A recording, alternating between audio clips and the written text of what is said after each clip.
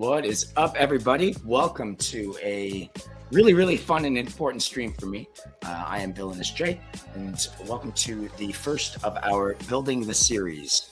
I figured today we'd just do something a little different than the last couple streams. Let's do a little bit of housekeeping, get some catch up. We'll talk about what we're going to do tonight, and then we'll sally forth, as they say. So, little housekeeping first. I've made a pretty good affair of trying to put out the fact that I'm shifting my focus on the channel away from really horror specific to more of an art specific. Okay, kind of what does that mean? It really just means that it's a bit of a tonal shift toward the examination of my art, my craft, and the way I approach it. And I'm hoping that people will enjoy it and kind of want to jump in and participate as well. I've spent a lot of time thinking about what my art style might be and how I can express that, not only in a description, but as well just through producing art and trying to learn my own language, if that makes sense. I imagine there's a few artists out there that have this kind of problem too. It's like a bit of a language barrier.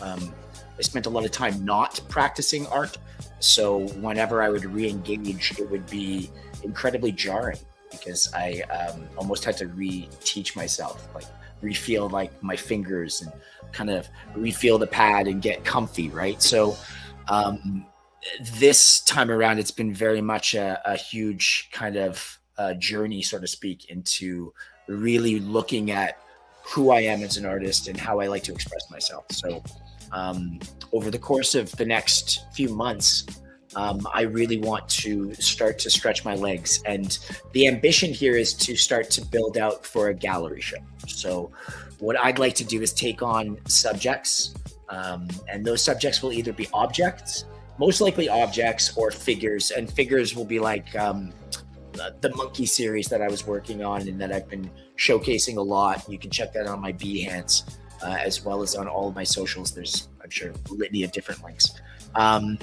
That was kind of the first foray into really trying to get a body of work together that was expressing one sort of tone, while still playing around a little bit with styles and forms. To be honest, it was very cannibalized because I kind of just felt like I really want to do this now, and I kind of did it after the fact. So in this case, we're going into this fresh, and we're going to really build a process and move forward so that we can understand what we're doing here. So with that said, thank you for listening to me ramble about all of that. The long and the short of it is I'm really looking forward to sharing this with everybody. And like I said, if it inspires you, then awesome. All right, so tonight we are going to move forward with cell phones. I promise I won't ramble too much, but as a kid in the 80s, I mean, we didn't have them. So it was so weird having like a phone in your pocket. And as it's evolved, it's just become this sort of all-encompassing thing. I think there's, I'm sure, varied opinions on them, and I would love to hear them if you have them. For me personally, I can easily look at them as being, I'm not going to say evil because I think that's the wrong word for it, but like something else will come to me as we go. I promise. I'll figure out a cool word. And part of what I like to do as an artist is I like to look at the subject matter from my lens, right? And I mean, I grew up with the sort of counter culture, counter corporate, counter popular position. So it's really easy for me to sort of have that lens attached or appropriated to things that I'm working on, especially when I'm trying to do it with more of a layered sort of emotional and intellectual approach. Like I want to try to say something, but I don't want to browbeat you with it. And you get into this position where you're like, I don't know if I'm good enough to kind of like browbeat you with it, or do it in a subtle manner where so you just kind of play within your wheelhouse. So what I did was, in anticipation of our night tonight, I put together a couple of mood boards. To be honest with you, I always kind of just thought of these as being brainstorming boards, but I guess they have a cool name now, which mood board's awesome. So I put 3 mood boards together. Each mood board's going to correlate to a different piece that we're going to work on. By the end of the stream, I'm hoping that we'll have some notes. We might get some sketching done. But we're really going to just kind of tear apart the ideas that I've put out. And we're going to try to come up with some cool ideas and cool images. And ultimately, we'll have a sort of a framework of a piece. Then we'll pick the one that we're most excited about, and we'll start producing the piece. For all those people who have just joined, thank you so much for showing up. I will do my due diligence to sort of reference chatting if I can, but this is kind of how it is. All right, so let's go forward. I've got the first mood board set up for us. I'm going to make my head a little less small. There we go. All right. So this mood board is the first one. You know what? I think I might get my small head again. Let's do the small head.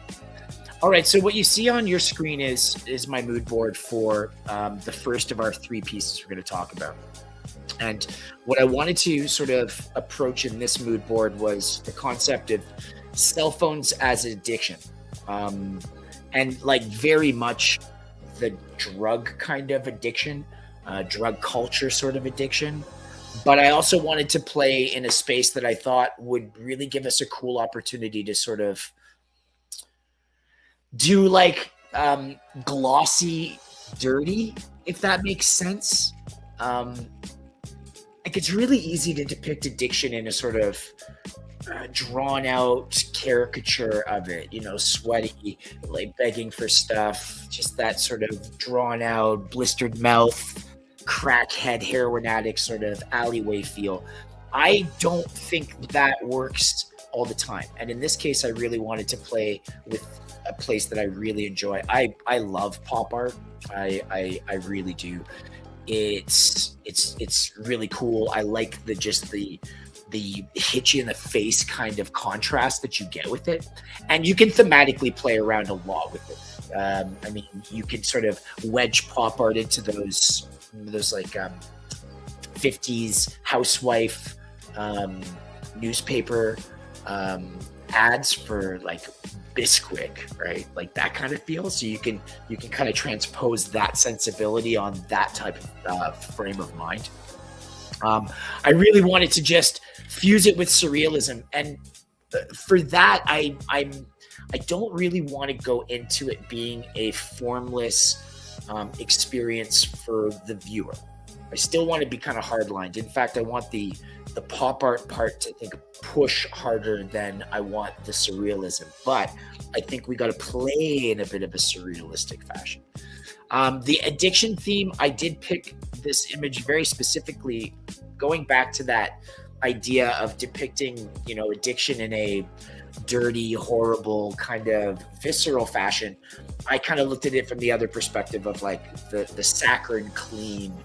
I was going to say hospital, sanitary. That's the word I was looking for. That sanitariness, right?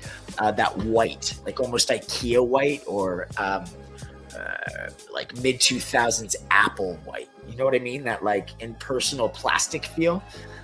So that was part of what I wanted to do with the color spectrum. So the material I chose plastic, specifically like a sheet plastic. I was kind of conceptualizing a plastic that was like the plastic that you put in when you're packing a gift bag. That kind with like that sheen to it. It always has like a different sort of hue. It's almost like a gel. I was thinking that kind of feel for the material. And then the colors I chose, I'm almost questioning them, and I'm thinking maybe I went the wrong route. I think we should have probably went with like brighter, almost punk rocky pinks. But that said, I went for a more muted palette because I thought that would be a little bit more jarring for the viewer.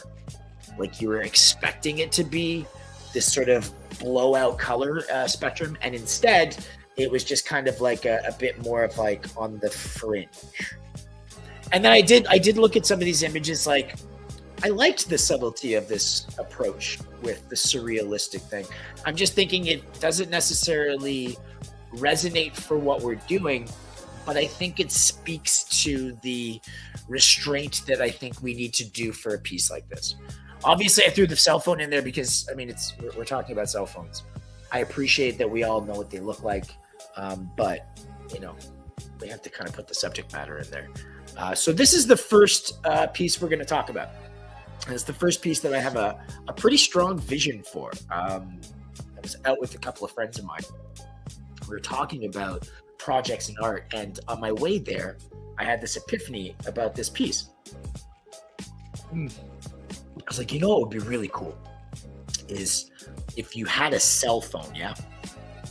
And it was on like, okay, so for all those people at home who don't understand what I'm about to lay out, I'm just going to say it. I'm about to talk about drug use. So if anybody's uncomfortable with that, take like a 5 or 6 minute pause, I think, because I just got to talk about it. So anyway, so we're conceptualizing somebody doing a line of cocaine or a line of some sort of powdered drug. And typically it would be off a mirror. So think 1980s cocaine use, right? So I want to put the mirror, I want to replace with a cell phone. Ooh, and I just so happen to have a cell phone. Well, I actually have a tablet, an old one, but it'll kind of help because it's an exaggerated form. So I had this idea of like the cell phone being the replacement for the mirror and the character doing the line, but the line is like social media apps. They're like coming off of the actual screen, and then they're kind of, the phone itself is starting to go in. And what I really wanted was the glow of the cell phone itself, like sort of blowing off of the face, and then inside the eyes having like a sort of swirled, almost like whirlwind effect of the social media logos kind of smooshing together. And I wanted it to be like that image was just like, it's this giant thing. I think it's a really cool image. And I think it really works with the mood board that we've put together. And I'll explain why it kind of works in my head. And maybe you can tell me if I'm crazy. I mean, you can tell me I'm crazy. It's fair. So here's my thought, right? So let's get into the work, shall we? Why is my Procreate disappeared? All right. So, okay. So let's pretend that we're trying to conceptualize this piece. Now, I'll be honest with you. A lot of the times when I'm sketching, so it's not going to be sexy time, but it's like almost trying to grab things and move it around in your brain so that you can find the way the wedge works, if that makes sense. So in this case, what I'm probably going to struggle with the most is going to be the proportion of the head, right, in relation to this exaggerated cell phone, right? So it's going to be this, like, this is always tough as an artist. I find, I'm sure there's a lot of people don't struggle with it, but I do, which is why the prop is so great to have. I collect old tech for some strange reason. I won't lie to you. I just happen to have it, and I've got like 5 of these iPads kicking around, right? So I was like, this happens to be fortuitous. So like, I like the fact that this thing is so huge. It's just not really going to proportion well, but we can kind of, if we position it just so, right? Because I'm thinking that's the angle, yeah? Right? You kind of want that. And then like you envision somebody standing over it, right? So much of what you're doing when you're doing this kind of conceptual art is like you're staging it like it's a camera shot. And in your brain, you're going like, okay, like I need to kind of position my viewpoint from a specific spot. So, I mean, anybody who's taken photographs of maybe food or really small things, or you're just a really good photographer, you're an artist, you understand what I mean. Like when you're drawing, it's a flat surface. You're looking at a flat surface. There's no grading. So it's like you have to infer the depth. And I'll be honest, I'm a self-taught guy. Perspective and things of that nature have always been like just a war of attrition. So you go at it and you go at it and you go at it and you manipulate the image as you go and you try to wedge it in there and it works or it doesn't, yeah? So in this case, I think the biggest struggle we're going to have is this idea of like the distance between the face, right, and the pad itself? And then how do you express that disconnect between the back and the front without making this thing look like I have a giant iPad? I mean, yeah, sure, it'd be kind of ironic to do this, but we're doing cell phones as the subject, right? So I think we can also utilize a little bit of that comic book pop art feel to cheat, right? We're going to exaggerate everything.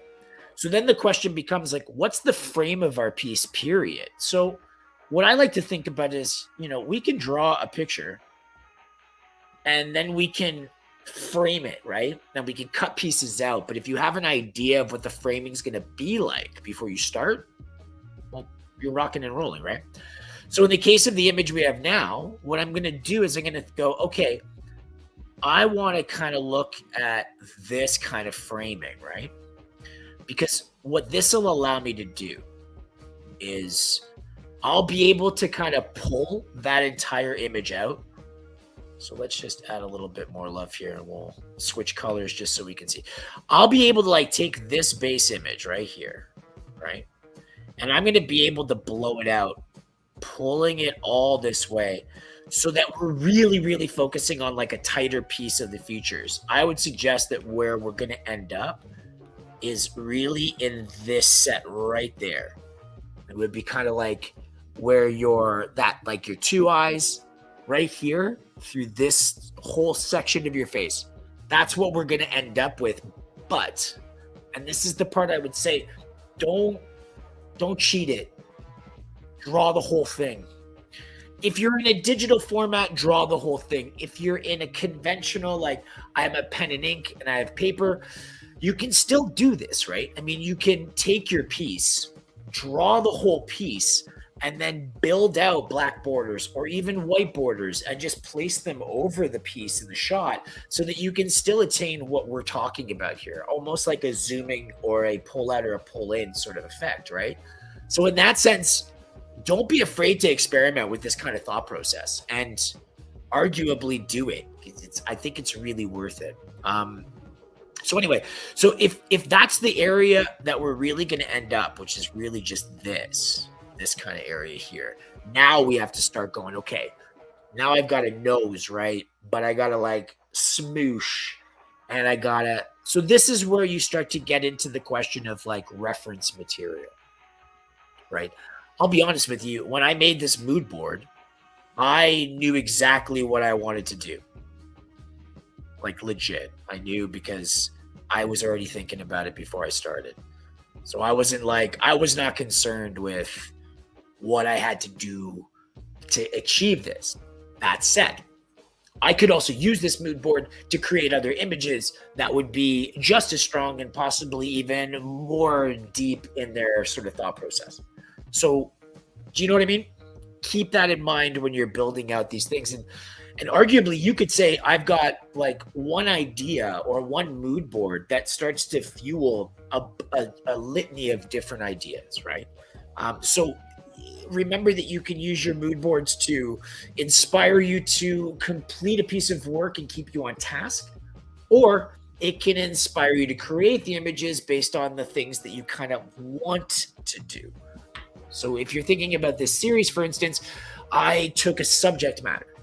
Back to the monkeys, it was monkeys. It wasn't monkeys doing specific things or searching for ideas that surrounded a narrative. It was draw monkeys. I just happened to put them into different scenarios, and then I kind of gathered them all up and started to play with them in their own way, right? To sort of make something more cohesive. In this case, we're doing something different, right? Right in with the narrative of we have our subject, and that's the cell phone. All right, so back to our crazy perspective enjoyment fun here. So we know what our biggest challenge is. It's going to be trying to figure out how we're going to get that definition, and we're going to get that definition to physically slide. So there's a couple ways we can attack this. One way is the obvious way, which is we're going to sketch the shit out of this, and we're going to make it so that we get it to where we want it to go through, like I say, attrition. Pro tip, maintain your layers and get rid of them or file them, because don't be like me. I am very bad with layer maintenance, and I will work on it, I promise. But yes, maintain and fix your layers, label them, be smart. Um, don't be like this guy. Anyway, so what we could do is we could actually just pop a new layer. I know, don't please. And we'll pick a new color, and we can kind of start looking at it from this perspective. Now, I will say this would save us a lot of time. So we're just gonna very quickly merge these guys, and that will allow us to do nothing. All right, so if I'm looking at this face and I'm going to start looking at how it works, we're going to obviously just sort of bisect it like we do.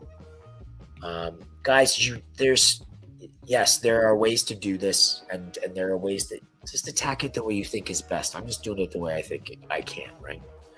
Okay, so we're going to bisect the face, and we're going to kind of give it a little bit more of that center mass. Now, the catch is that, and like I'm even doing it as I'm doing it, is I'm already attacking this in a way that's going to force me to make like choices, right? Like if you look at it, am I tilting too much, right? And we're back to that perspective game. So if you're going to use a reference, and I mean, I say this very honestly, if you've got a physical reference and it's something you like to use, pick it up and play with it often. Photographs are another good one. I think I mentioned that already. But yeah, so if you got to kind of do this, and if you have a camera on like a laptop where you sketch, even if again you're not using something digital, pop it, because this gives you a lot of really nice references. Because now I can go and look at my camera, and I can use that as kind of my perspective when I'm doing the piece. And you can see where we're going to struggle, right? I don't know if I want. You know what I mean? We need to clog the nostril. So I'm thinking this is going to be the answer, right? So now I'm kind of, even unless I did it like this, I think that might be the better answer, right? Like this, because you can see more of my face. Unless we just remove the hand and we just go at it like that, it might be easier just to forego the hand. I think we're going to forego the hand. I mean, we could always add it in if we need to, but do we need the hand? I don't think we need the hand, so we're not going to do the hand. Okay, so now it's a little like, I actually don't mind having a little bit of distance here, and I'll kind of explain why. I actually don't mind having distance between here and the face, especially the nose, because if we have a bit of distance, then we can have that pulling effect off of the actual pad itself going into the nostril. So then it's exaggerating that, because that's the idea, right? It's like a kind of like a vacuum effect. We want the entire screen to start sucking in, right? So that it looks like he's like consuming the cell phone through his nostril. And then the byproduct, of course, is if we've got our eye here and our eye here, we've got that cell phone mirror effect that's coming off of the cell phone itself. I picked the worst color ever to do that. But you get the idea, right? So we've got that opportunity, and then I was like, hey, maybe we can just be, I don't know, maybe I got a thing for eyes and like melting eye sockets or bleeding eyes or stuff coming out of eyes. I like using it. I'm not going to lie. And part of what I really like about this particular piece is that I think we can use like melty eye effect to kind of infer the depth of field that we're dealing with. Does that make sense? Infer, to show. Don't use weird words, man. But to show the depth of field, right? Because if we go, one eye's closer to my shot than the other is, right? The one that's going to get lost in the shuffle, because this eye's gone. Think about it. We're going to pull this entire thing like this way, right? So this is going to get lost right behind all this action that's going into the nose. Okay, so right away, I can tell I'd be nervous about this. I am already, is the one thing I'm thinking. Hands are tough. I don't know about you guys. Noses? they look so good when you like just pencil them in, and then you start making like decisions on how to kind of form the bulk of it. And you're like, oh, dude, this does not look like a nose anymore. It looks like a shape, not a good shape, but it's a shape. Oh, here, mug I designed. I didn't design it. I mean, literally, I just got my art on it. Go to my Redbubble shop. I'm sure there's a link somewhere around there for it. I'm so bad at this. All right, so does it kind of make sense where we're going, like in this sort of a little bit? I hope so. Ironically enough, it makes sense to me. It just may not make sense to anybody else. Okay, so we can sort of see where our challenges lie, and then now it's a matter of going like, okay, so I can kind of play with some of the features of the program I'm using, which will kind of allow me to do some stuff that you can still do if you're using a non-digital format. It's just a little bit more difficult to execute, or it's just a lot of erasing. So realistically, it's probably a game of just don't press so hard on your pen. It's very, very unhelpful. Okay, so obviously my face mapping's a little off. It's a little too facing me, right? But we went back and we did talk about just kind of giving this a little bit more of that substance. And I think we do want to pull back here, but I think we're going to go a little less, and we're going to kind of pull a little bit more that way. We're going to assume that we're going to get an ear in here somewhere, right? And don't be afraid to like do those kinds of ovals or circles when you're starting. The entire idea is you're sketching, so it's going to get all messed up and changed anyway. This is where we're going to get, or this is where I'm going to get tripped up, right? And that's just because of me as an artist. I know where I excel, and I know where I have some weaknesses. And one of the biggest weaknesses I have is kind of understanding depth of field when it comes to these kinds of ridges that you get in your face, like the bridge of your nose, right? So when you look at your nose, pull up my hat, see your nose, yeah? And you've got that ridge in. It's really kind of easy to kind of create that depth on either side of the bridge of your nose, just like kind of doing the sides of a pencil, right? I need glasses, right? But when you're sitting forward, right, you'll notice that there's that, like we now have to create that depth that crosses both sides, but it's optical illusions, right? This side becomes it looks smaller, it feels smaller, but then you have the curvature of your face that's pulling the entire feature this way. And as you turn, that makes sense to your brain or to you because you do it all the time. But when you're trying to express that in a visual format through your hand, it's janky, right? So it's back to that kind of like war of attrition idea. So I know this is going to be a problem for me. So I kind of want to attack it right away. Like don't delay the inevitable. And the other thing too is, and I mean, I say this again, have reference will travel, right? So now I'm just kind of looking at what I got to deal with in totality. And yeah, I agree with every artist you see on social media. Shapes are your friend, right? Shapes are your friend, guys. Draw boxes, draw triangles, draw ovals. Like it will form into stuff. You just take your time, build the grid, then fill it in. You know what I mean? Like this is the trash nose, but I don't care at this point. I just want to understand it. If you ever played with like clay or Play-Doh, you'll understand what I mean. It's a game of just playing with it and working it and playing with it and working it and forming it and working it. And until you get it to the point where you're like, yeah, I get it. This is what I want. And that's making sense. And while you're doing that process, you're getting closer to your end goal. You're like, okay, this is starting to make sense, right? It takes time. So just take your time. Yeah, so we're back to this side, and you'll see it, right? We're going to start to notice it right away. Something I got to say, and I think I mentioned this before, remember to zoom out and zoom in if you're using a digital format. A lot of the times you'll get caught here. and just like being all sucked into this space because you're like, I can do this. This is awesome. But then you pull out and you're like, it makes no sense. It's got no cohesion and that sucks. And so don't like, please pull in. For anybody who uses a pen and ink or a pad of paper or whatever, I would argue the same thing has to happen. Whenever I sketch, I'm like this.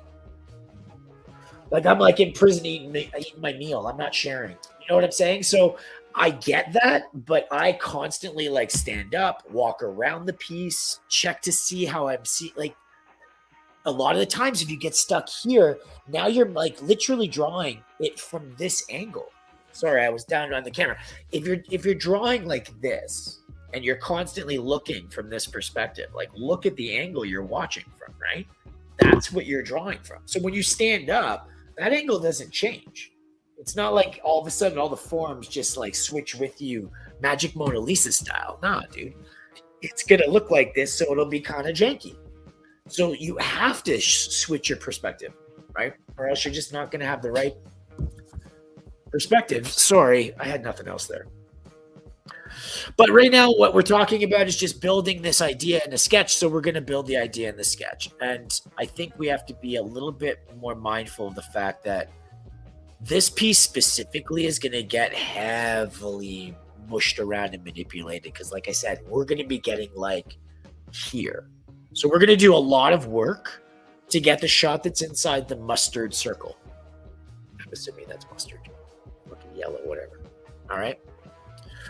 We also know that based on what we've kind of experimented with, we're not going to get the full mouth in this. We're going to, again, get a half mouth, most likely this kind of mouth. And I'm thinking it's kind of like almost like a ribbon. You know what I mean? It kind of bends down like this and comes back. So I'm thinking where the mouth is going to be kind of like on the bottom half of the ribbon space, because we're also like, we're tilting. So like nose kind of pops out here like that, right? If the ribbon is here and that's the mouth, you know what I'm saying? I do this a lot. You kind of pull off and you just sort of sketch out a form in like a side pocket of something so that you can go, okay, yeah, that makes sense to me, or no, it makes no sense. Sometimes that makes it a world of difference in sort of translating your brain into a physical thing. We also know that like the chin's going to bend back and it get like sort of lost behind that cheek, right? Now, I'm not suggesting that we're going to be like making Tweedledee here, but I think we have to kind of, again, be aware of the physicality and like the, I'm trying to think of it, the mass. Thank you. The mass of whatever we're dealing with, right? So, and yes. If you are trying to draw realistically, then get models that are realistic. You know what I'm saying?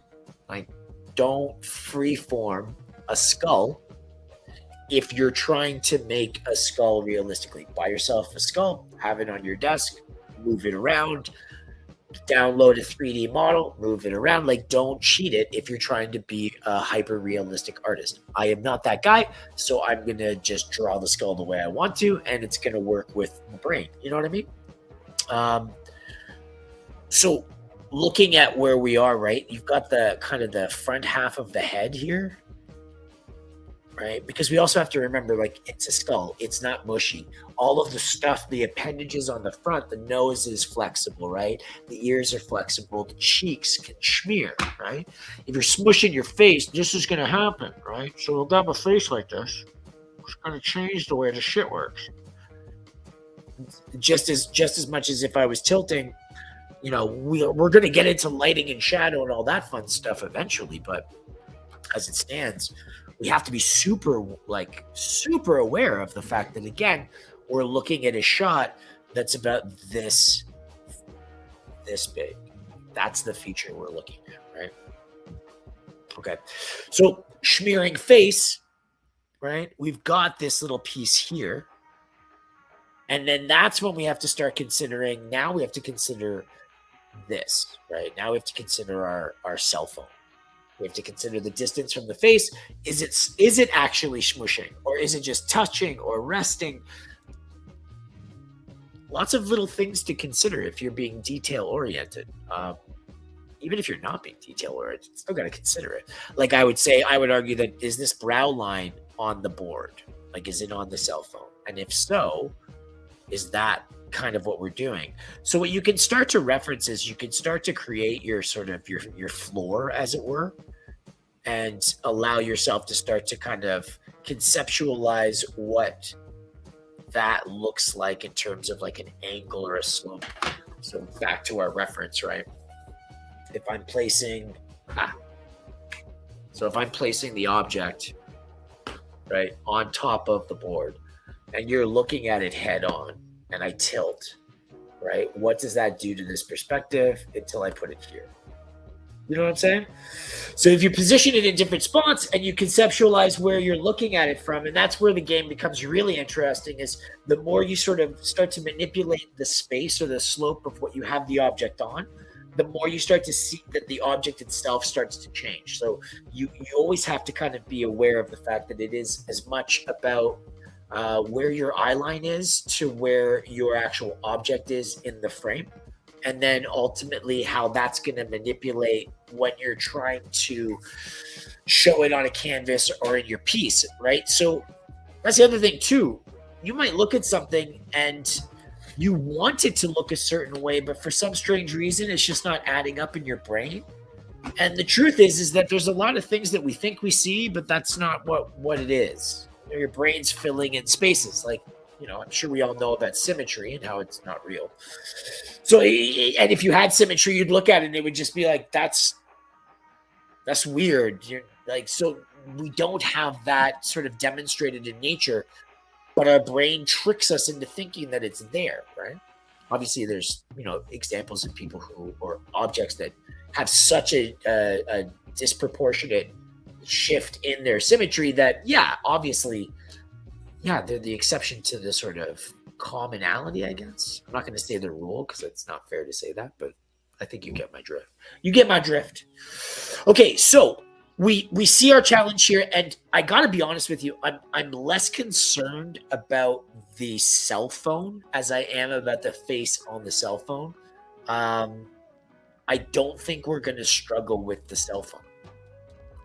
I got to be honest, we're going to exaggerate the crap out of it because let's be realistic here, right? Your cell phone is this size. Oh, you know what? I have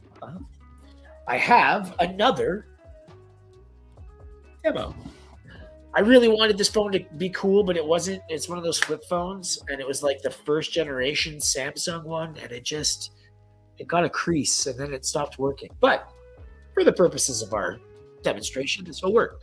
So now we're like, okay, that's a bit more realistic. Okay, it's a older model, so let's assume that we can probably get away with another, like, I don't know, what'd you say, half inch on that side, maybe a half inch on this side, right? Okay, so let's just sort of conceptualize that. Now we have a question of, okay, wow, all right, so folks at home, what are we going to do here? Are we going to have our cell phone just sort of floating in the ether, kind of like this? And then the head is just doing it and we're good with that image? Or, I don't want to complicate things, but do we need some sort of hand holding the cell phone while they're doing the work? Do you see what I'm saying? So we now have to consider that, because obviously when we're doing looking at the demo with the old iPad, this thing's massive, right? It's not exactly realistic or on the same level as this. Okay, do you have to do that? Do you have to make it that way? No, you don't. You can make it whatever you want. You could make the entire table in your mind that the man is doing the metaphorical line of drugs off of. It could be the whole table. It's your world. Do whatever you want with it. For my sensibility, I kind of wanted to have that resonance of the actual object. I want people to be able to recognize it. It, in fact, is kind of the central idea, is that I'm talking about that as my main subject. And in this case, like we kind of go back to, we're talking about this sort of the depicting of addiction. So we're not trying to make it nice. We're trying to make it thought provoking, and we're trying to say something, right? And we're going to say it in a very blunt way. There's no sneaky here. The fun part, again, is how we're going to depict that and whether or not people catch it or whether or not they care. Now, one of the things I want to kind of point out in terms of this particular piece is I really, really want to sort of anchor some of these images into, I'm not going to say genres, but perhaps just sort of, okay, maybe genres is the right word. Subcultures or cultures. We'll see how this works out as I explain. So in this case, I want this to be very reminiscent of like 1990s skateboard culture, right? I want this to be one of those kind of like hyper graphic kind of shots with just really exaggerated forms. And again, using this color palette and this kind of approach. Again, like I found this image, and I got to be honest with you, it really stood out to me because it's saying something obvious, right? But it's playing with a expectation that others have of this art form, and really, okay, yes, is it hypersexualized? Yes, it is. But I think I really enjoy the focal points of this. It just makes sense to me. I really like it. And if we're going to play in this pool of trying to have a conversation with people through our images, we have to have a point, right? Like we really do. You can't just, like, in my opinion, at least in terms of what I'm trying to do and what I'm like focusing on, I can't just throw stuff out there. You can't just symptom it. You have to punch it in the face, I think. You do it in a subtle way. You can do it in a really, really hardcore way. But at the end of the day, you still got to do it, right? So I like this kind of like that punch. And I like the idea of matching that kind of cleanliness to the same cleanliness of these types of drugs. Like, there's always a contrast of feelings when you think about casual drug use or non-prescription or non-prescribed drug use, although that's another conversation, right? And there's like those two worlds, right? You've got the clean drugs and you've got the dirty street drugs. And I have to utilize that lexicon when I'm speaking because the audience is going to have a preconceived understanding of language, right?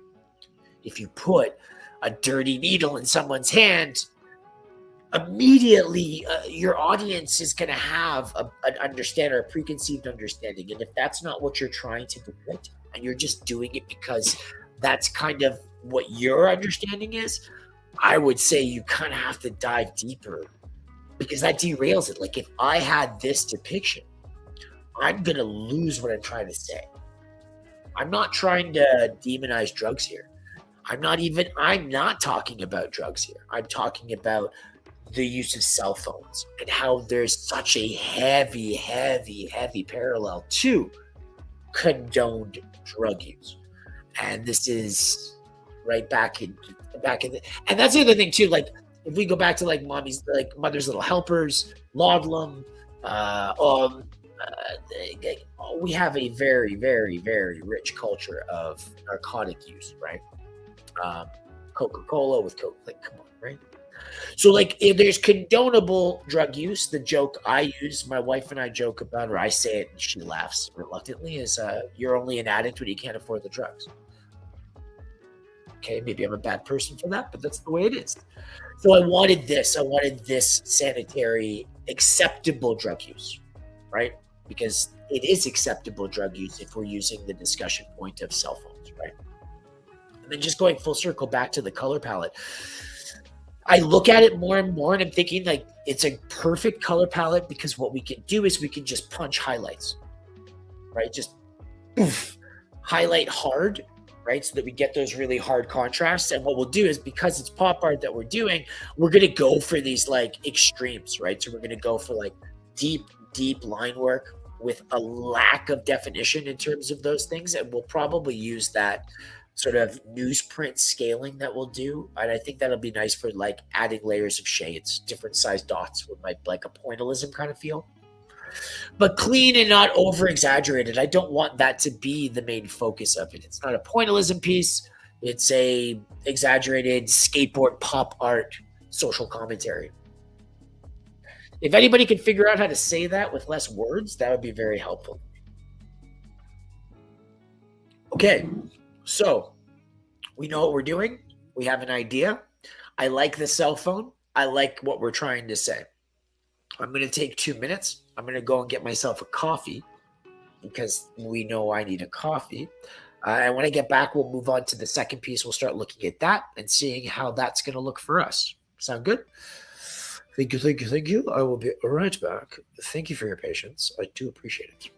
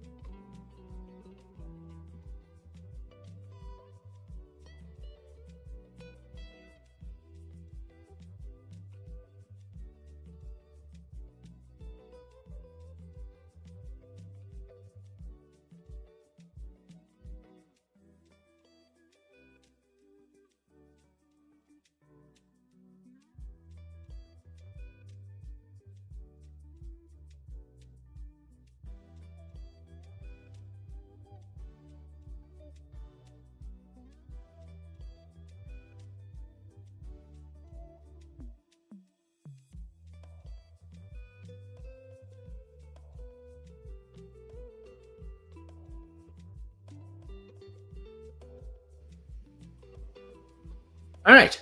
Thank you.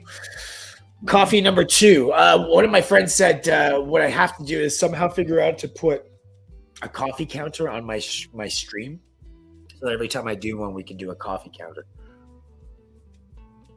I'm all for it.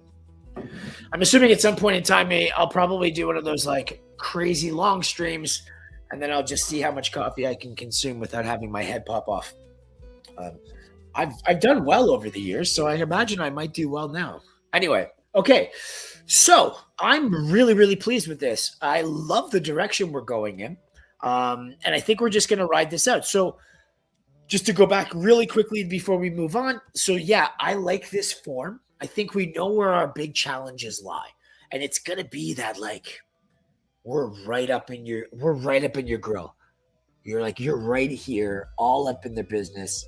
And now you're really going to have to kind of focus a lot of attention on getting like really good detail work done. So remember, you're tricking your own eye as much as you're tricking your audience's eyes. And for us, what we're going to be doing here is we're really going to have to try to figure out how we can balance this tight feature work while still being able to also showcase the other thing that we're doing, which is kind of the message, right? Don't get it all, as they say, as the kids say, don't get it twisted. We need to keep the eye and the focus on what I would argue is the biggest thing that we're trying to say here, and that's this thing, right? It's this. It's all the action that's coming off of this screen, right? It's that pull, it's that consumption, right? That's what we're trying to talk about. We're looking at the cell phone as if it's the object of consumption. It's giving them it's giving you satisfaction, euphoria, hope, whatever it is. And maybe that's something we can do. Like, here's the clever fun, right? We're going to be right really close on that screen too. So we're going to be right there.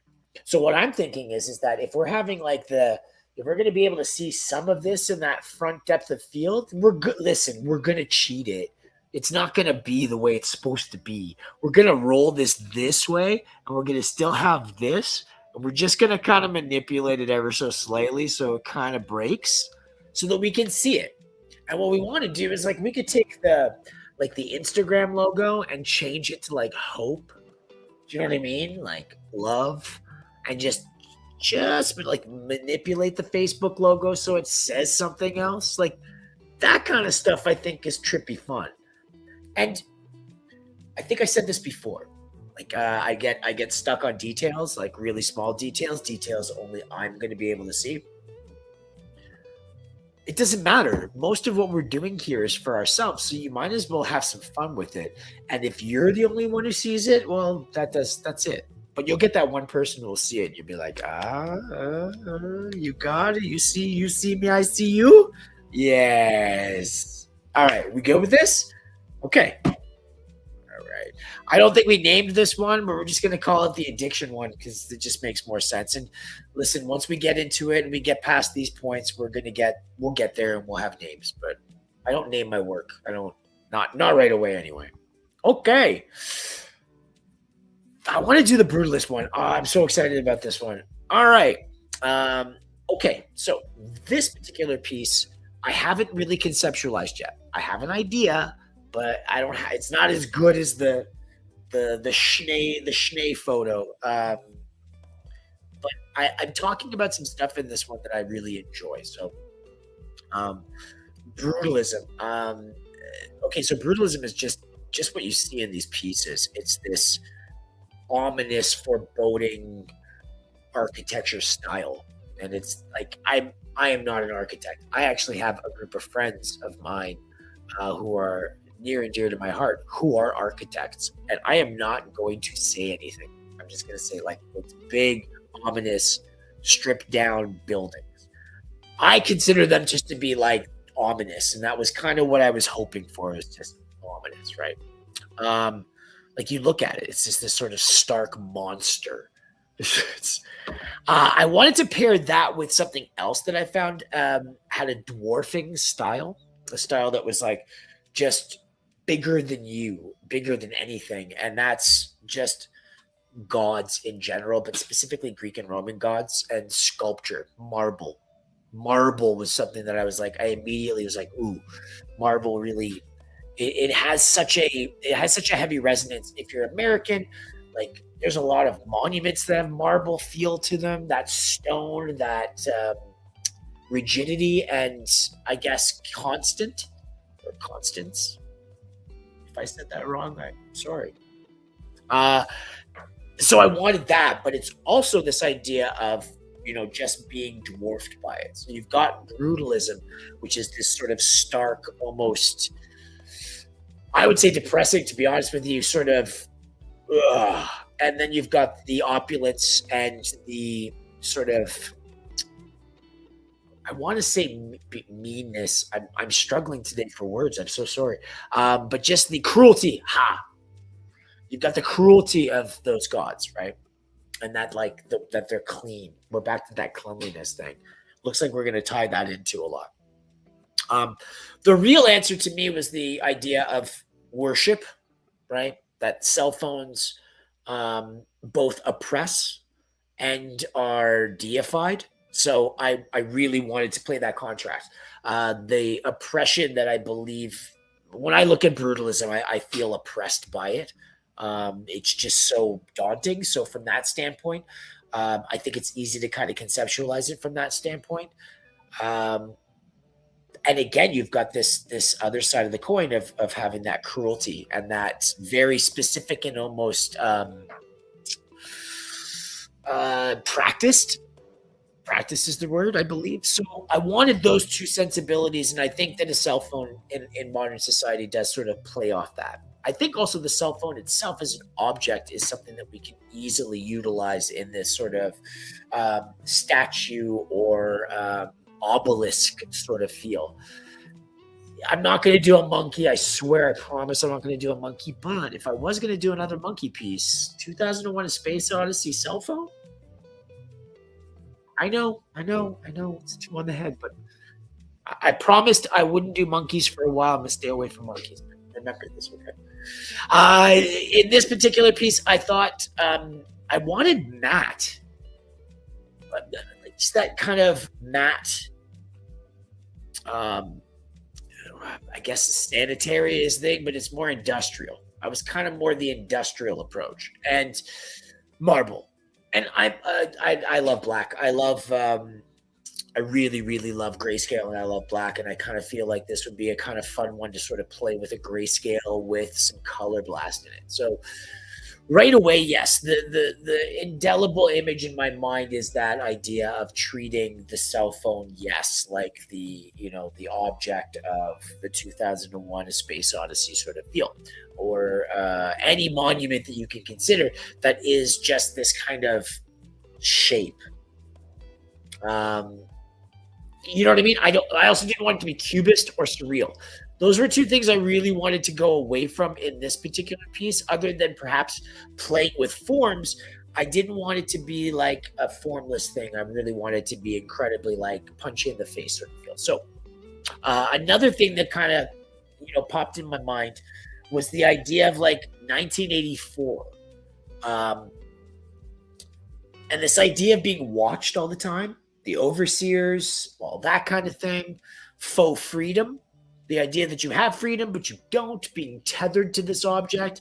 I think it all really, really circles nicely back to the worship thing. So I think what we want to do, if I may be so bold, is I think we want to do a big scale, small scale thing, right? So let us exit our gallery and let's start another canvas, shall we? I covered this in a previous stream. Guys, I don't put a lot of thought into my canvases. I'm so sorry. I am still learning that stuff. So if there's a better way to do it or a way that you suggest, please let me know. I looked on YouTube and sort of searched stuff and kind of put it together myself. I used a 3000 by 4000 size canvas for most of what I do, or 3000 by 3000. Those are pixels, by the way. I figured you knew that, but whatever. Okay, so I'm thinking scale, right? So we could do the obvious. There's the obvious of like the big rectangle, right? I mean, we could put it on a hill, right? You could put it on a hill. We can have a path. And we have a bunch of people walking up, right? Making their way up to the great, scary.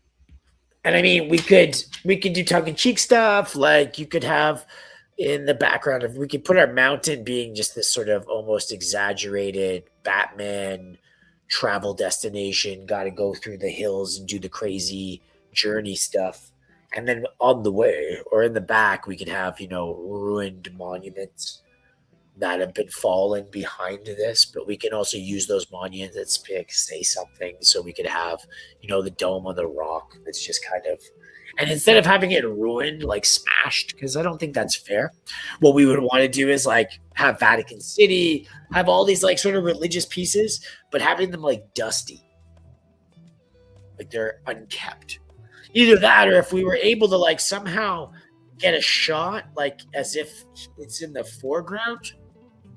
So like, okay, here's an idea. Okay, let's pretend that this is like our cell phone, right? And of course it's going to have like, it's going to be on. So it's going to be, it's going to have some sort of shitty U2 up. Oh, yeah. We're going to put the U2, remember the U2 album that they forced you to have? So now we've already defined it. Okay, so this is going to be an iPhone, right? And we're going to have the U2, the forced U2 album on there just because it's funny. And then what I'm thinking, this could be kind of cool, is what if? So we've got this like obvious pilgrimage, right? And we can make it even crazier because we'll make them even smaller and make it like just these tons of people all going to this one spot, all coming from around. So if we're going to conceptualize the shot, if your brain needs that kind of coverage, let's think that it's like it's a hill. So we've got our cell phone in the middle. This is like a topographical shot. So we got our like top layer. Ooh, it could be like the circles of hell. Ooh, now we're thinking. Now we're cooking. We're cooking. So we do these levels, and it's going to be like a kind of stack, right? But then when you look at it, we're going to want to make it like a janky tiered cake, right? Kind of like so that there's just some variance, right? You don't want it to be all uniform. So like you can't just like climb the side like it's Assassin's Creed. It's simple. So we're gonna make it like this, right? But we'll have like multiple attack points so that we can have multiple people moving around in the foreground. This is gonna be a pretty big shot, right? We're gonna make it all like super big, but we're gonna also have the start of our journey over here, or maybe one of the starts, and it's gonna be right up in your jizzle. We'll have like the stairs going off into the distance, and we'll probably have this, and we'll have a dude here, and he's walking off, right?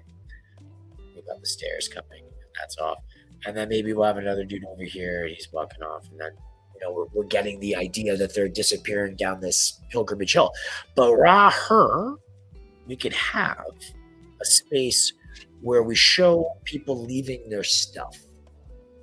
And we could either just do it, we could punch people in the face and be like, we can call this like the God box, or things I don't need anymore, right? And then you can have like people just dropping like different religious symbology that they carry on their person, like crosses or rosaries or Stars of David or yarmulkes. Please understand, I am not trying to bag on religion. That's not my intention at all. What I'm actually trying to say at this point is that I think this works really well for that. It was iTunes for YouTube, not YouTube. Yes, I know. It was, yes, iTunes, YouTube. YouTube, it's all, they all mushy mushies. I apologize. So anyway, so I'm not bagging on religion, but I think if we're gonna be doing something like this, and we're gonna be saying these kinds of things, I don't think there's any reason for us to obfuscate from what we're trying to say. So what we're trying to say is that all of these people worship the great cell phone, and that they no longer require the assistance or whatever it was that religion offered them before. So that's just an easy replacement. The inference here, guys, is that we've already done that just by our own choices. This is just a kind of very, very overt punch in the face kind of way of saying that. Now, does that do what we wanted to do given what our mood board is? And I mean, yeah, I would say to a degree, you could say it does. I would also argue that it doesn't. And I'll say why.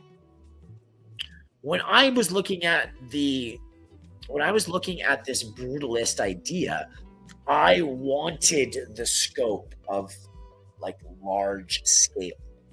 So where I find that this idea is really large scale, but it's large scale at a distance. So, I mean, the only way I think this works, because I think it's still doable, is that we're going to have to make the scale of this cell phone insane. And I think like the problem with that is that we then want to be here. We actually want to be dwarfed by it, right? So like we would want, rather than having this, we would likely want to be in a position where like this thing is like above us, and it's just this insanely massive, scary thing that we're just standing underneath, and it's just dwarfing us. It goes off into the distance for everness, right? And we're just underneath it, just like staring into space, right? Like it's the God particle. It's just this giant massive thing. By the way, I know it's not the God particle. I just thought it sounded cool. You know what I'm saying? So, like, I think that's one of those things that we kind of have to ask ourselves the question of, I think the real world application of the cell phone having that brutalist and at the same time worshipped status, I think works really well. We could go the other way around and like create statued sort of structures that have cell phones in their hands as if it were like a temple. But I think that's too like right on the nose. And I don't think that we want to do something like build a sculpture, you know what I mean, with some sort of spin. I think the material and that approach is what we want to depict when we're showcasing our brutalist cell phone. But I don't think that we want it to be a, you know, thought out, sculpted, held, sort of statuesque thing. The brutalism is stripped down, angry, almost desolate. And I'm not going to say dystopian because I don't think that's fair, but you get my drift, right? And it's there. And this is too clean. You know what I mean? But I like the cleanliness of it because I think it needs to have that cleanliness or else it's not attractive enough to bring people to the cliff. Does that make sense? Because realistically, that's kind of what we also have to say is that it's a mislead, right? It's pulling you somewhere that you don't want to go. So the journey idea is kind of nice because it creates an understanding that the people who are doing the pilgrimage are the ones who are sacrificing, right? Because they feel like they have to. So, I mean, we've got this. I mean, do we go with this? And then do we kind of, like, I mean, we could panel it. There's also paneling. So so what I'm thinking is if we're going to panel it, we'll just kill this off for a second and we'll go like, okay, so what if we wanted to panel it? So let's say we go and we're going to tell a big story and we panel it. So we make panels and we tell a story about whatever the hell is going on. So then what we can start doing is we can use that mountain as a set piece, right? The set piece can be the last shot of the people going up to worship at the great cell phone, right? And then we can use panels 1, 2, and 3 to get us to that point, right? So we can get us to there so we can have something that depicts the pilgrimage itself, right? Like a group of individuals walking towards something or doing something that way. And then we can have like that would be actually pretty cool, especially if they were like having to carry like their religious iconography or their talisman. And then we could have like a laundry list. And if we really wanted to, we could just, again, punch people in the face with it. And we could just have branded humans who are like just making their way down the doom track, right? Because while we're sitting here going like, well, they perceive where they're going as being this, you know, salvation. We're going to see it the right way. And that's the trickery is like, I want this almost to be a doorway, right? But I want the doorway to like I really want the doorway to exit, right? So like if we were looking at it from the side, it would be like this feeling of this big platform that you would walk up, right? You'd have like a path. Sorry, it wasn't doing my perspective very good. All right, so you're here. But like on the other side is just a cliff. Right? So you walk through. Like I kind of want to figure out how to do that. So if we're doing the paneling thing, it would probably work really well. It would just mean that we would have to have like an addition past the hero shot of. So what we could probably do is we could just break this up into like 3-piece instead of having 1 piece. Right? So we could go like bang. Oh yeah, this would actually work really well, I think. We could go like this. Check this out. see what I see. So what we can do is, okay, so instead of having the hero shot like this, what we do is we go figure eraser, and we say, we go like this, I show you. Okay. All right, so instead what we do is we break it up like this into like 3 panels or 4 panels. And then we can have us getting like at 11. Okay, so in film it would be like dissolving to get spatial penetration. Orson Welles did it in Citizen Kane in the opening sequence where he would start a shot and he will crossfade into a shot that's closer to his destination, right? So if we conceptualize our journey into like certain chunks, we can go like, okay, at this point, so this is my object. I want to get my object to be here, right? So I'm going to start here and I'm going to work here and it gets bigger. And I'm going to get here and it's going to get bigger. And I'm going to get here and it's going to get bigger. And then eventually I'm going to get it biggest, right? So we can do that only with paneling. So what we would do is we would go, okay, panel 1 is like, let's conceptualize walking up a set of stairs. So like panel 1 would be, I'm here at the bottom of the stairs, right? This is where I am. Panel 2, I might shift my focal point. So I might, instead of shooting it from a side shot, walking this guy up, maybe I now look at it from like an angle shot like this. So he's more of this. And he's going up the stairs like this. So now, but he's closer. Now we have to have we have to have a destination. So prior to this sequence, which we've already established in our earlier panels, we know where we're going. If this was its own thing, you might have a door at the top of the stairs as the opening shot.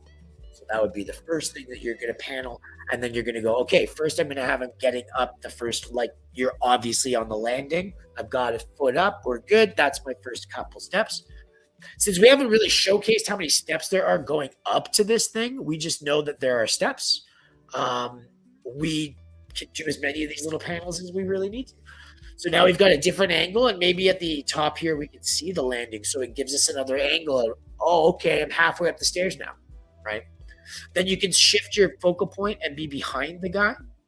Now kind of matching that initial shot so that we can see that perhaps he's right at the top of the stairs because I can start to see, but I can't see past him because now I'm a little tighter on his back because I don't want to show the door. And then we can do the last shot of him being like at the door. And then the door's right there. He could be reaching for it. Or if you really wanted to be clever, you could just have a hand reaching for a doorknob, right? And then that's where I'm now entering the door. So I've accomplished this. I've got my character from the bottom of the stairs or off camera or off frame because I don't know where he is now. But I know he's looking at a door. So obviously he can see from here. Now I'm just going to establish that this is the guy and I want him to get through the door. Now we know where the door is. We know we are on stairs. Killer, that's how we're getting up there. And then we just shift. So like our first shot ends up being like a back shot. So we've got our door as our first shot. Our second shot is going to be a side profile shot of Chico doing the walk up the stairs. I can't figure out which way this guy goes. So this will be our side shot, right? Then we're going to go to this shot, which will allow us to have our door. Then we're going to go to the back shot, which is getting us to the door. And then we can go right to the doorknob and get just the shot of the hand, right? So, like, that's getting our character to where we want to go. I struggle with this conceptually when I'm trying to figure out how to do like a sequence in a comic book. I've never done a comic book, and I think the biggest struggle I've had is that I've been trying so hard to kind of like mock up my version of my favorite comic books rather than trying to plan a movie, essentially, in a way. Because you have to kind of sequence and make shot sequences. It's an endeavor. So this might be the way to go at it because this kind of does exactly what we want to do. And now we can kind of establish our brutalism and our theme without having to make one punch you in the face image.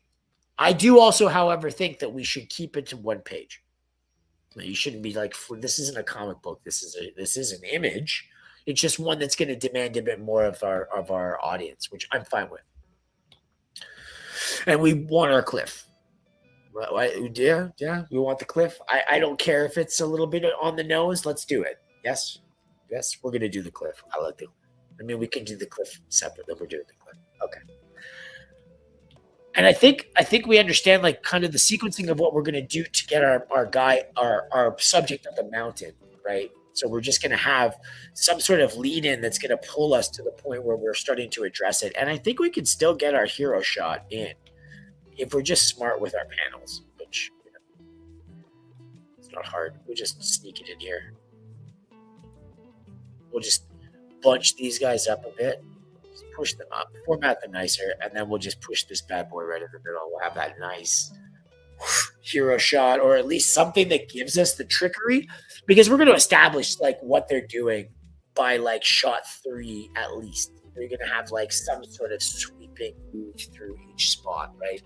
But realistically, this is us getting us to the point where we're going to see them shedding their worldly requirements, from like the brand to like the shedding, right, to the threshold, like to the candy, or our destination, and then our moves, like we mapped out on this other one here, right? So as long as we take that approach, I think we're laughing. I like this idea. I like this idea a lot. I didn't have this idea when I walked in. I like this idea. You guys are helpful. I like this. I think what it offers us now is it offers us a little bit more structure, right? And it offers us a little bit more time to kind of lay the groundwork for having a bit of a narrative. So let's kind of backtrack and let's think about this. Because remember, we're making a series. We're not making one piece that this is a cohesive thing. Now, what I like to think is like you can tell a story if you want. Now, you can tell that story to yourself, or you can tell that story to the audience. It's your call. In this case, we might be able to tell a story. So what we can do is we can create central themes that are reoccurring. Kind of like Prometheus and Alien and the Weyland-Yutani Corporation, right? And how they're able to kind of Easter egg themselves into themselves. So what we can start to do is we can kind of utilize our opportunities here with our other pieces to kind of connect things. So like our cell phone that is being snorted could have a logo that is connected to our giant God cell phone. Maybe it's branded. Maybe, okay, you want to have some fun here now. Maybe what we do is when they're crossing the threshold to go into the stages of walking towards the God cell phone, I think we put a turnstile in there. You know what I mean? I think we put a turnstile in there. You know what I'm saying? And then like it just like we could even have like a little ticket slot. So you gotta have to like just like what if we played on the idea of you have to be this tall to get on? We gotta think about that. You gotta think about that, because like I'm going. Like this tall is a measurement, yes? Okay, so we're talking about measurement here. And it's measuring based on the fact that obviously you have to be a certain height because of the safety protocols and the safety mechanisms that are on the roller coaster. I'm assuming that's why. If it's something else, please educate me, but I'm thinking that's it. So if we're using that as a measurement to get on the ride, do we use like fluff metrics on social media to be the same thing? So like have that turnstile and then have the measuring stick there, like X amount of followers. You know what I mean? Equals entry. Does that make sense? I think we have something going here. I won't we can't do a Black Mirror thing. So we can't have like the follower count floating above people. I don't think that we need to. I think it's enough for us to just have it on that turnstile facade as an entry fee. Yeah. because I think that's great. So like, yeah. So we'll call it the entry fee. And now we're starting to like conceptualize something because now we're like, okay, are we making a roller coaster? Do you know what I'm saying? Like, are we making like, and maybe roller coaster is the wrong answer. Like, roller coaster is the way I conceptualize it because it's the only time you see mass amounts of people happily getting into one of those goofy corrals that you have to go to another goofy corral to another goofy corral, right? That said, it doesn't have to be a roller coaster. It could be anything. But I'm kind of starting to feel like there's like a nice kind of cross between cattle, right? Cattle and concert. Do you get where I'm going with this? Right? Cattle, because you're like, and by cattle, this is not me I am being like right in your, punching you in the face. Like, this is cattle going to slaughter. This is not a nice thing. So let's make sure that's understood. So we've got that kind of approach. And then the concert element's got to be the other side of the coin, the excitement, right? Now, the cattle going to slaughter is not a happy thing, but they don't know, right? For all those who don't know, hey, what's up? My sister's here. Hello. Hello. Sorry, I lost my train of thought. Yeah, in this case, the concert, we want them like the Judas cow concept, right? So all of these people are now being corralled to their doom, and they're happy and they're oblivious to it, and they're just wonderful participants because they don't know any better, right? What they've been convinced is this is the right answer. You got to go. Let's go, right? So I like that idea. I like the idea of them submitting, but I also like the idea of having a measuring stick that they themselves are being measured against, because that's almost the cruel joke, right? So I wasn't digging this when we first started mapping it out because I thought it was just kind of wah. But the more I think about it, the more I think this idea of this sort of paneled kind of that like single comic book page sort of feel to it, and then that saying something, I like that answer, and I think that's the right move. So yeah. And then we're going to go back, and what we'll do is, this is even more fun, right? Okay, so now we've got, so if we're going to go comic book, right? Why don't we go like Frank Miller meets brutalist, right? He kind of is a brutalist artist. And by Frank Miller, I don't mean like we're just going to copy Frank Miller, but remember, we're talking like heavy blacks, heavy, deep blacks and dark colors and just hardcore contrast. So that's stripped down. And really what I've kind of put out in the mood map here is this is kind of what we're talking about here. The only thing I had was a little bit of gold, right? And that I think was just a nice subtle touch, just because I think it would be a nice subtle touch. But past that, I think we're going to go hard to blacks, right? Maybe some warm tones for lighting purposes. But past that, I think this lends itself really well to that like very harsh, dark contrast. So I think that's what we're going to rock with. I am over the moon happy with this, guys. Look at us go. Like, now we are cooking. And as a ex-chef, I can actually say that. All right, so we know what we're doing there. We're comfortable with this. We have our brutalist God cell phone worship, right? Okay, so I'm going to take another quick break. I'm going to fill my coffee cup, and we are going to map out the last of our pieces and plan our next meeting together, okay? So hang in there. Appreciate you all very much. Thank you for hanging out. Thank you for coming. I have to say I've been really enjoying this myself, and we're getting really good work done. So I mean, not to be selfish, but this is gonna be good. All right, I'll be right back. Don't go anywhere.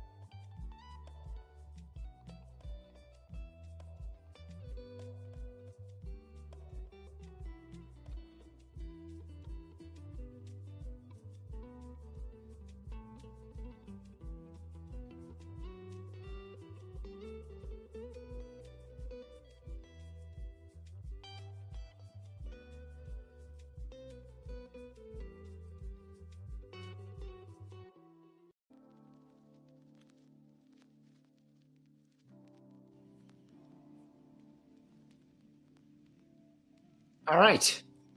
I'm back. We're in it. Let's give her. All right, last one. And this one was the one that I was actually struggling with the most, I won't lie. Because I was just like, I don't know. I really like the idea. I couldn't crystallize it. So I'm hoping you guys can help me out.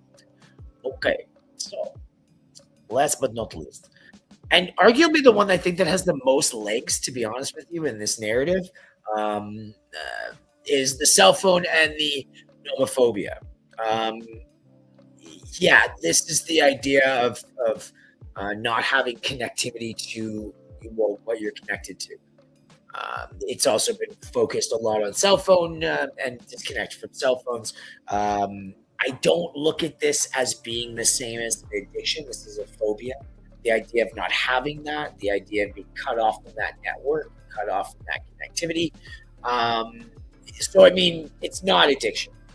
Sure, maybe it's a result of an addiction. You could call it a symptom or a byproduct, whatever. I just don't think that should be the central piece here. I think there's more in this that we can play with. So bear with me in my interpretation, but if you consider a better one, hook me up. Okay, so I want this to be a really, really, really uncomfortable, personalized subject matter. But I want it to be depicted as if it's a lifestyle brand. Remember, we're talking about cell phones being problematic. We're not talking about cell phones being good things, right? So I don't think what we should be doing here is being, again, anything less than obvious and blunt. So since we are being blunt, we can just approach it from that standpoint. However, we can at the same time show it in a way that is a little bit more cheeky. Who's cheeky? I like cheeky. Cheeky's a good one. All right, so the themes that I kind of pulled out from the nomophobia was, and I'm pretty sure I'm pronouncing this correctly, nomophobia, but I could be wrong. So if I am, comment and tell me you're wrong. And stuff. The themes I pulled right away were like loneliness, isolation, the fear of the loss of the connection, which is at the base what it is. Loss in and of itself. I think there's two kind of ideas in that. Lack of identity, and I had knowledge of inability. I think once you start realizing that you have a fear of losing something that you yourself, I think that fear is rooted in your reliance on that thing. So realistically, it's kind of in your ballpark. You're kind of the one who controls this to a degree. Is that like if it has possession over you, you have to figure out how to release yourself from its grasp, so to speak. I'm probably saying this in a way that could be said so much better, but I'm hoping you get my picture. My picture is being pictured. In any event, this all kind of blends to the imagery I chose for this, as well as the colors. So we'll talk about the colors first. Yeah, I went right into like fall Hudson Bay Company, warm sweater, autumn leaves in the background, staged feeling. I really want this to be a social media post. I actually didn't even think of that until just now. But now I'm like, hey, that's perfect. So let's do that. Okay. So I think what we're going to do is we're going to stage this shot like it's a super hyper stage shot for some sort of influencer. And I don't necessarily think we may have an idea of who we're going to put as the subject. This is why this one's probably the more wishy-washy of the three. That said, I really, really, really do think that we should do it this way, like that lifestyle branding kind of influencer. I'm not going to say mommy blogger, but I kind of feel like I want to say mommy blogger. Don't hit me. But if we have to have kids in the shot, it might be more resonant. Okay, so you get the idea about the color spectrum. Now let's kind of look at the images. I'll pinch and pull here. There's a lot of commonality in these images, and I really felt like what I wanted to try to attain was the way the shot made me feel, but also the composition of it. And I'll go through this and I'll explain. So for the first shot, it's composition. There's a feeling you get when you see a shot like this that makes you want to capture that claustrophobia, right? Because there's also that too. We can use isolation, but we can also use it as a phobia. So we can kind of play in multiple fields with this particular piece. We can go, okay, we have this phobia and we're going to showcase it, right?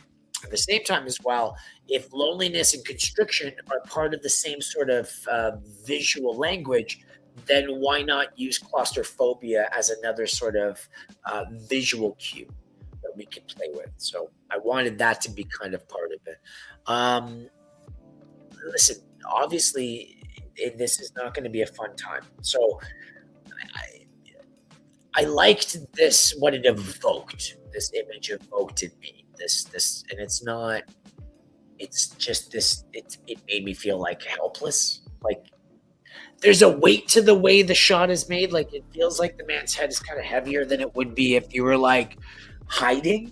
So I think there's a level of futility and just utter submission in this shot that I kind of felt like was important for what we're talking about.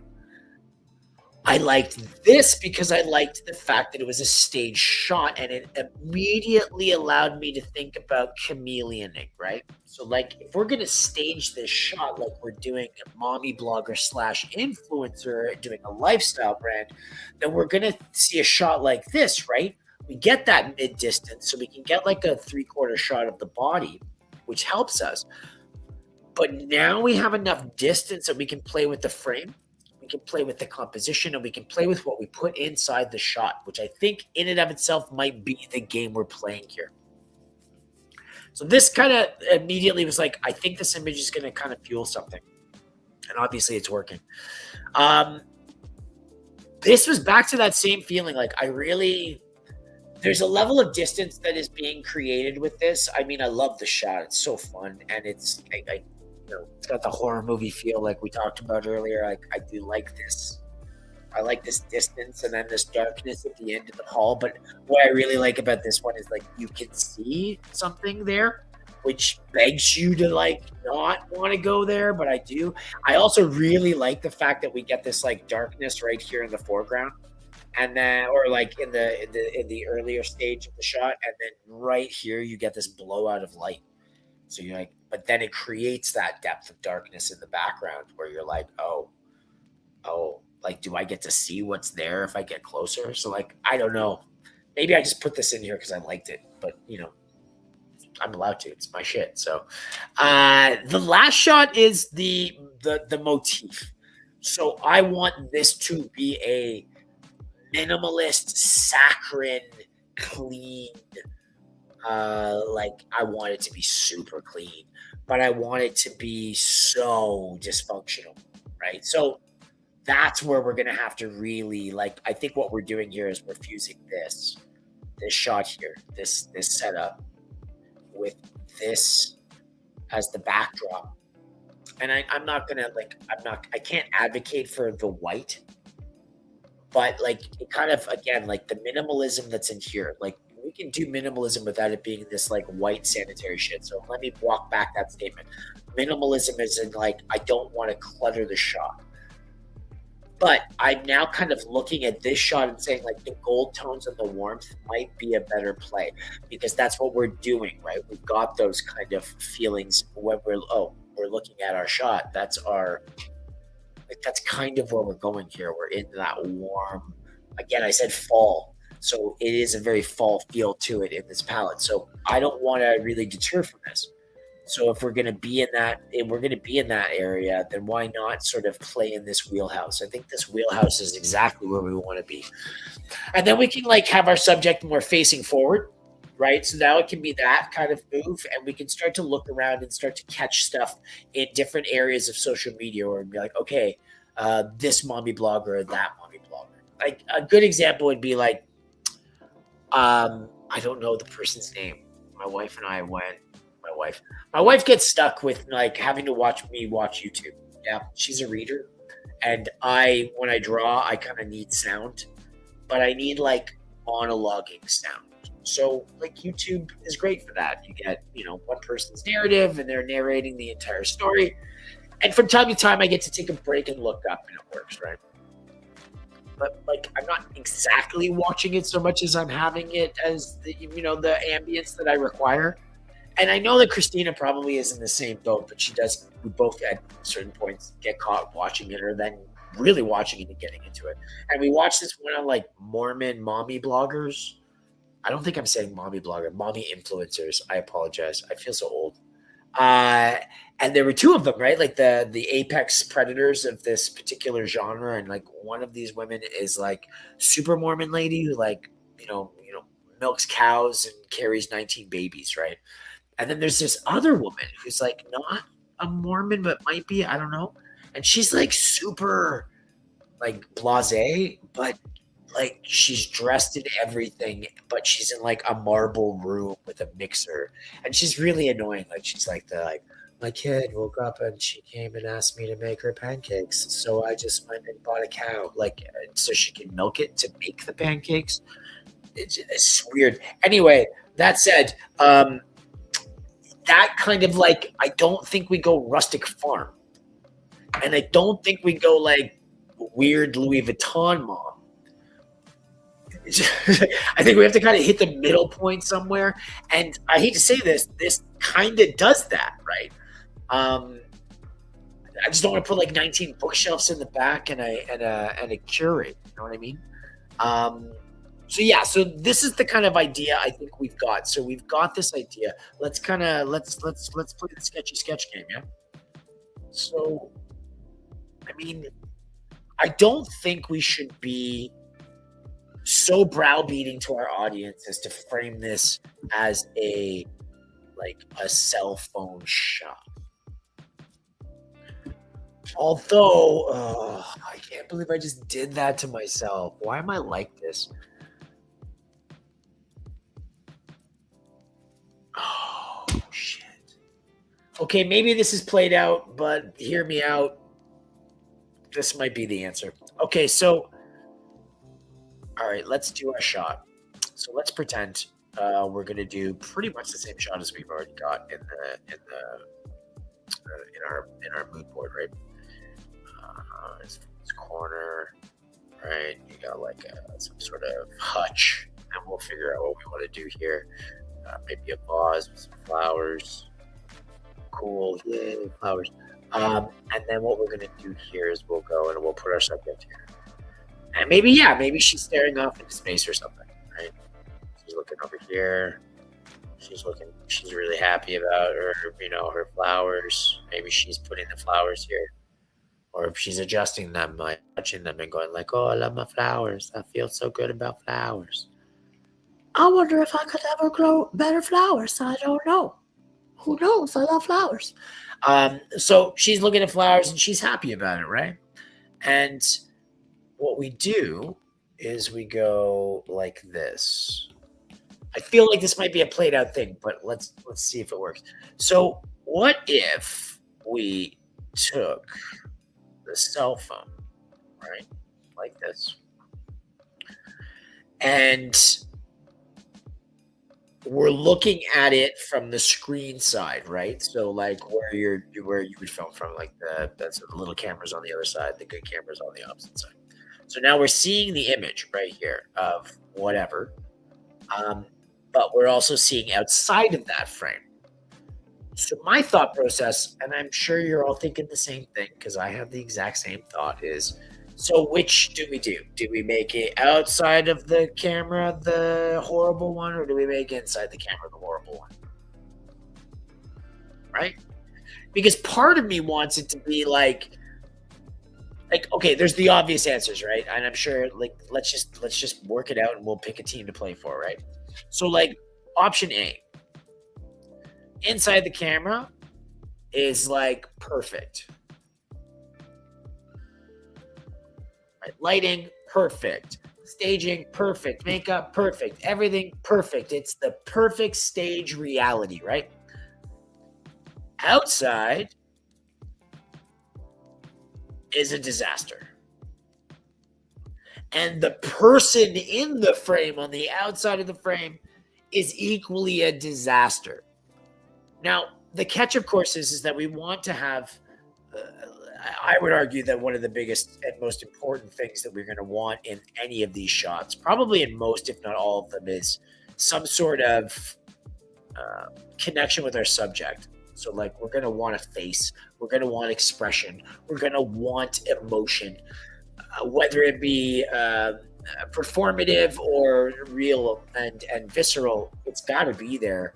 I mean, we're literally got a shot set up where we have our strange followers going up to worship at the God cell phone, right? And then you've got our addicted, social media app snorter, which we're not going to make the guy look like he's having a good time. It's gonna look like it's sustenance for a starving human.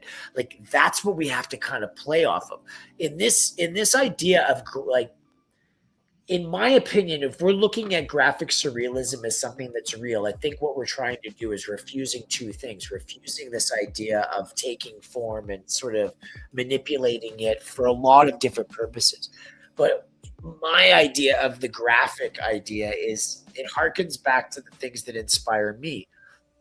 Graphic design is not necessarily what I'm saying. It's more the idea of, like, comic book art, skateboard advertisement and art, and the language there. I don't function very well with conceptualizing things in boxes. Okay? I understand that everything's different. We all have different styles and different ways of looking at things. And I argue that that's awesome. Shit, the more the merrier. The more variance, the more we learn. Rah, rah, right? But sometimes I think those, like, borders start to limit where we get to see people being able to cross them. Yeah, like, they can work outside of them. Thematically, we can work outside of them. Sometimes we can smoosh stuff together that just doesn't make sense. Not in a kitschy mashup kind of way, but more in a, these two families are so almost unrelatable that they relate so well. You know what I'm saying? So and there's also seeing something from one perspective and executing it as if it were another. I hope I'm not over being a little bit too sort of esoteric in my commentary, but to me, you get that choice when it comes to playing, like, being an artist. You get to choose which lens you're looking through, and you get to choose how you want to speak. And like we said earlier, and I'll say this, I'm sure every time I talk to you guys, every time I talk, I'm going to say the same thing. Even if it's just like you're the only one that's going to see it, apply some Cartesian sensibilities. I think, therefore I am, and the only thing that I can quantify is that I am the one who thinks, therefore I am the only one that is. So just take that perspective on art. Just be like, everything I'm doing is for me. I may have this sort of overarching narrative that I'm trying to promote, but it's really because I want to do it because it's for me. What I'm doing right now is for me. I'm going to share it, and I want people to enjoy it. I want people to feel. I want people to connect to it, but I can't guarantee it. So if I can't guarantee it, what does it matter? Right? All right. Enough of that.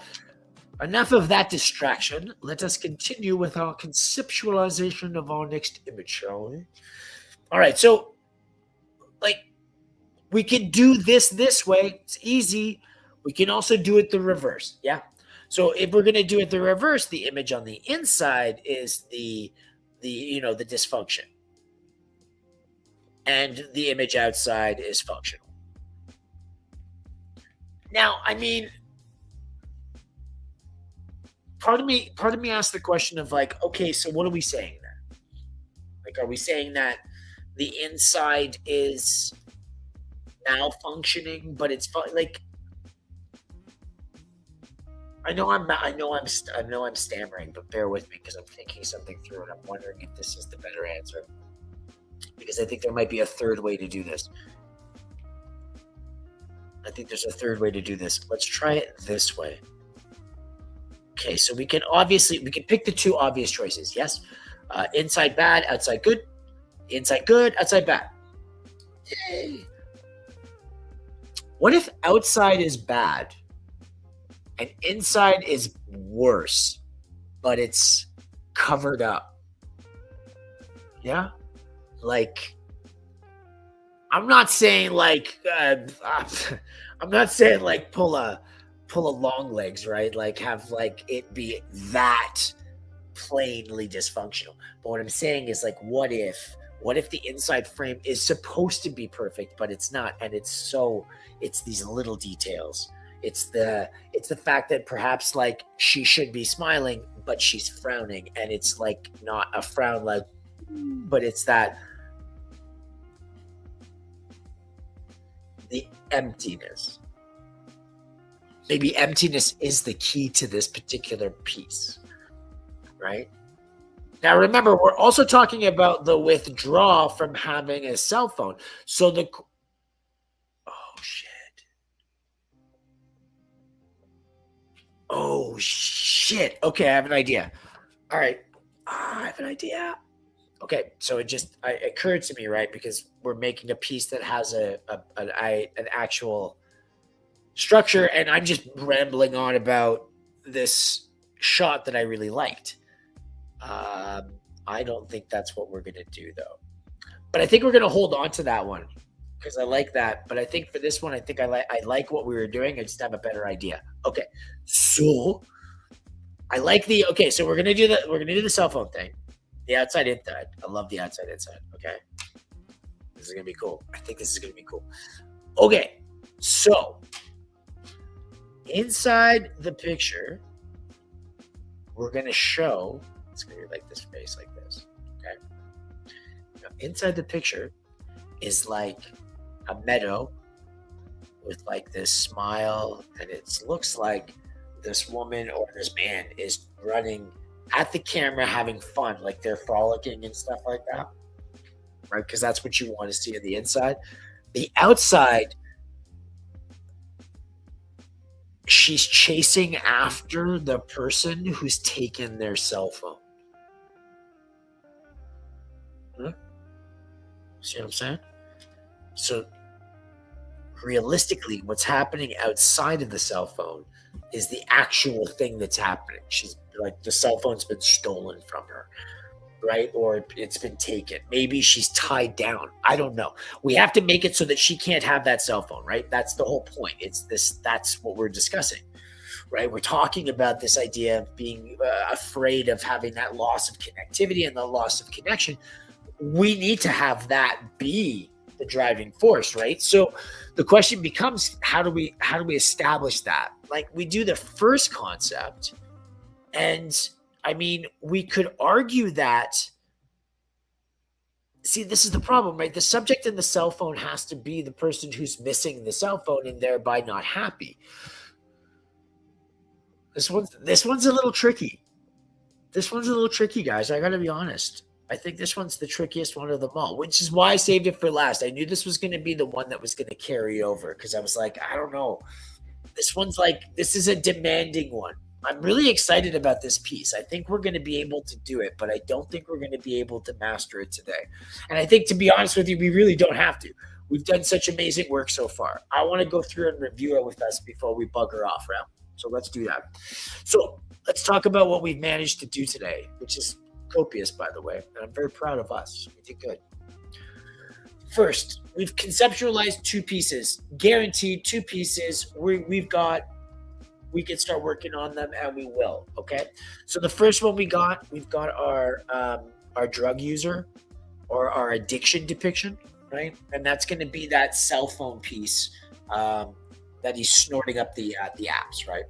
So I like that. I think we're going to rock that out. So we're going to start working on this one first. I think the reason why we're going to go with this one first is because I got to be honest, I had the richest picture in my mind of this piece. So I think this is the piece we're going to roll with first. But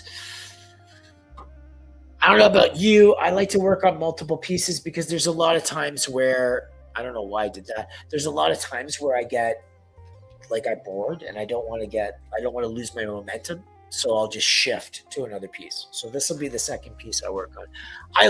You know what? I like this idea. I really do. I think it's pretty cool. And I think it's going to resonate really well. And it allows us to do like some work. I mean, we get to panel. So now we're showing motion and we're showing, flow of an idea. 2, we're doing narration. So we're creating a small narrative.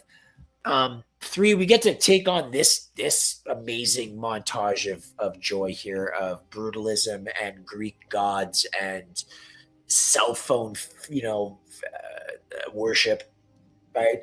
And we get to be a little playful because let's be honest. I mean, there is something a little comical about the idea of having, a giant cell phone that people are going to worship. And it is very on the nose, but I mean, come on, like this is one of those things that I think can be on the nose if we do it right. It can be that kind of gothic darkness, and it can really, really speak heavily. And yes, we agree on this. Yes, please tell me we agree on this. If anybody is foolish enough to watch this, right? If anybody is foolish to watch this afterwards, I need you to tell me, do we agree on this? Cell phone is a false idol. Not just that, but I want to make the last panel being like all of the lemmings are going into the cell phone and they're falling off the side of a cliff. So I want like the final shot to be that like walk up to the thing, you get to you're at the giant cell phone god and you walk through it and you fall off a cliff, and that's the rug being pulled out from underneath you, so to speak. So thank you for asking. So I think this one's like, this is a really, really, really strong concept. I think it's got a lot of legs and I think we'll be able to accomplish it. Candy bars, no problem. I do like the Frank Miller idea. I have to be honest with you. I really do. And part of me is like, oh, I'm not guaranteeing this. Okay. So don't. But part of me kind of wants to do this in on canvas or on a large sheet, like in large form. So I might just do the concept work on the monster pad, and then I might try to do this one in real life. So that might be one.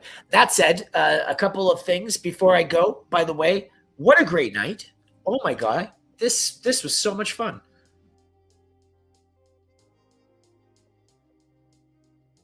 The staging I wanted. Sorry, let me finish this off before I do the things. We're going to definitely leave our last piece till next week. Okay? So we're going to wait for next week to kind of re-examine this. What we'll do is we'll attack the first 2. And then what we'll do is we'll take this one, the nomophobia, and we'll add another one. And that'll be our next week focus for the rest of the set. We're doing 7 pieces in total. 7's my favorite number, and it was my favorite number growing up, and it always has been. So always 7s. So we're going to do 7 pieces. I'm going to roll out themes as we go. I already have the 4, so I've got one more that I've got in mind for this, and then that's kind of where I've slowed down. So we have 3 more that we can kind of figure out together, and we can plan out. But what we'll do is we'll come back on Saturday. I'm thinking the afternoon's the right answer. So Saturday at 5 o'clock, we're going to get together, and I'm going to do some work on these 2 pieces. We're going to get back together and we're going to talk it out, and we're going to start to hone our piece down. We're also going to do some timelining, figure out how long it's going to take to finish it up, and what we really want to do in the end with it. Okay, so that's what we're going to do for this week. And then the subsequent week that's after that, we're going to pick up the nomophobia and its partner, and then we'll continue the cycle from there. Listen, folks, I got to be honest with you. This was so much fun. I can't thank you enough for coming and hanging out with me. And for those who participated in chat, Really, really appreciate the participation. For those who just came and watched, thank you so much for watching and hanging out. I hope you enjoyed it as much as I did, because it was so much fun. I've got a couple of little housekeeping things to bring up. I am building towards PopCon YXE 2026.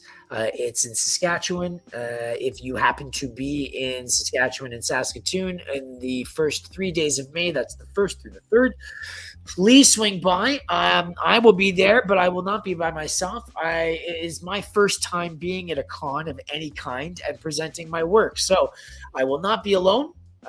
My very close friend and fellow artist from Texas, Carrie Cooper, will be up here, and he will be ushering me into the world of conventions as he is a KG veteran of the scene. We'll be filming it, documenting it. We're going to try to strap as many cameras to us as humanly possible. And we'll be doing the behind the scenes, in front of the scenes, and all the scenes in betweens. So please bear that in mind going forward. Be ready for it. Keep your eyes on it. We're also going to probably slide a couple streams in there with him. It won't be on my schedule. I'm just going to add the extra day in, and we're going to kind of do that as we lead up to it. So think the end of April into obviously the first week of May. And I have a GoFundMe going for that show. If you have any level of support is always welcome. And to be honest with you, I always say this: sharing is support. It doesn't always have to be monetary, and just a good old high five and a thank you and "you're awesome" is always a wonderful thing as well, because you guys are all awesome, and don't forget that. Past that, I have nothing more for you other than thank you again. I will see you on Saturday, and from all of us here in the Villainous Studio, we love you, we appreciate you, and have a wonderful night. It ends. I have to press the button twice. I look so foolish. I'll do it again. Ready?